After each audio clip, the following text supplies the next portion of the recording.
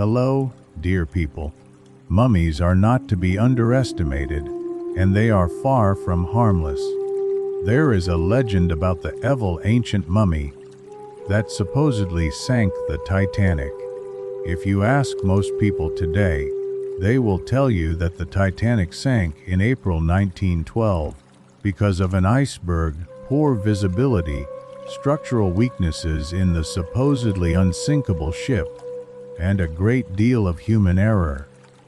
However, in the early 20th century, when spiritualist seances and the latest archaeological discoveries captured the public's imagination, some people arrived at a very different explanation for the Titanic's fate.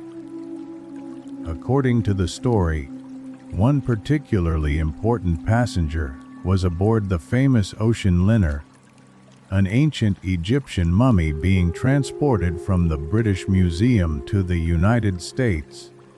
At the time, storytellers claimed that the sinking was caused by the vengeful spirit of a 600-year-old Egyptian priestess whose belongings were stored in the ship's cargo hold. Of course, this is nothing more than a ghost story, a chilling tale with little basis in physical reality, created to thrill and frighten its audience. Even so, the origins of this remarkable legend are themselves surprisingly fascinating.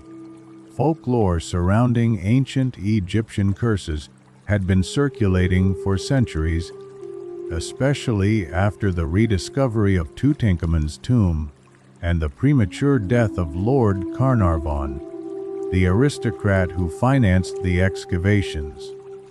These legends gained popularity thanks to people such as Bertram Fletcher Robinson, a 19th-century British journalist and close friend of Arthur Conan Doyle, the physician and author best known for creating Sherlock Holmes. Robinson spent months investigating claims of terrible misfortunes that had allegedly befallen people who had touched, or perhaps merely disturbed, an ancient artifact known as the Unlucky Mummy in the British Museum. He died in 1907, just before publishing his article, but his research appears to have left a lasting impression on his famous literary companion. There are many stories about the powers of the ancient Egyptians, and I know I would have no desire to meddle with their tombs and relics. There are many evil spirits, Conan Doyle reportedly said. Another supporter of the so-called mummy's curse was William Thomas Stead, the controversial journalist whose second most famous work exposed child prostitution in Victorian London.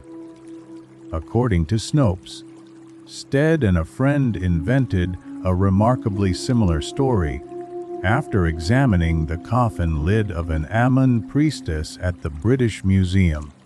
This is where the story takes an extraordinary turn. Stead died in the sinking of the Titanic. Little is known about his final hours, although it has been said that he attended an elaborate 11-course dinner aboard the ship, where he entertained fellow passengers with numerous stories, including tales about the supposedly cursed mummy in the British Museum. Stead's connection to the maritime disaster and the legend of the cursed mummy soon became hopelessly intertwined, but what a story it was. The American press, including the Washington Post, eagerly embraced the sensational tale. In May 1912, the newspaper published an article suggesting that the Titanic had been doomed by the evil spirit of an Egyptian priestess who had died in the city of Thebes around 1600 BC. In reality, however, the story is complete nonsense. In 1985, the Titanic Historical Society announced that it had obtained the ship's complete cargo manifest. The result was clear. There were no ancient Egyptian artifacts aboard the Titanic. The cargo manifest throws these myths right out the window.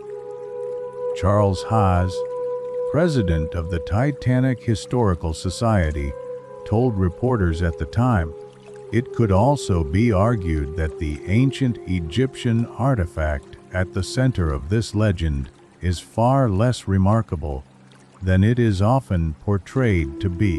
The so-called unlucky mummy can still be seen today in the British Museum under catalogue number EA2542. The object contains no human remains whatsoever. It is simply a painted wooden funerary board coated with plaster and designed to represent a deceased individual. The object did not even leave the British Museum until 1990, when it was loaned for a temporary exhibition, and there has never been any credible evidence supporting claims that it was cursed or responsible for any misfortune. Well, the object is made of wood, and a wooden funerary board may have been substituted for an actual mummy. It is also not impossible that, if a genuine mummy had been stolen, it would never have appeared on any official cargo manifest.